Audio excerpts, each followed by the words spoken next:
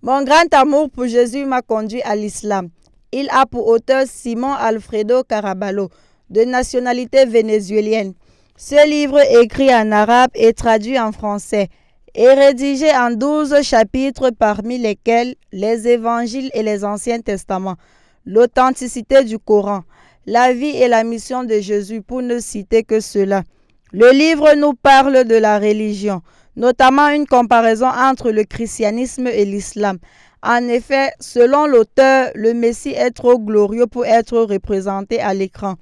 En outre, ce sont les musulmans qui se saluent en employant la formule « Que la paix soit sur vous ». Assalamu alaikum. Pour avoir été élevé dans la foi catholique, Alfredo est convaincu que le catholicisme était la seule et vraie religion et que le judaïsme était le début du christianisme. Ce chef-d'œuvre est une véritable mine d'or qui plonge les amoureux de la lecture dans l'univers spirituel. Le credo chrétien repose sur 5 fondements suivants: la Trinité, la divinité, la filiation de Jésus, le péché originel et la rédemption. Et tandis que la foi islamique, quant à elle, repose uniquement à croire en l'unicité d'Allah. Dans sa comparaison, il s'est rendu compte que le message de Jésus était le même que celui du prophète Mohammed sallallahu alayhi wa sallam, un message provenant d'un Dieu commun dans lequel Jésus alayhi salam et Mohammed sallallahu alayhi wa sallam avaient pour mission d'annoncer la révélation.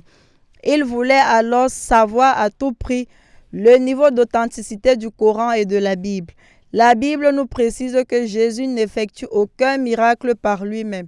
Il a été très clair en précisant que tout ce qu'il faisait était par la volonté de celui qui l'a envoyé, Allah. Ceci est mentionné dans l'épître de Jean à plusieurs reprises. Jésus est comme Adam qu'il créa de poussière, puis il dit « Sois et il fut ». Coran 3, 59. Le but principal de Jésus était de faire comprendre qu'Allah est digne d'adoration, le créateur des cieux et de la terre, le contrôleur de l'univers, celui qui détient entre ses mains la vie et la mort.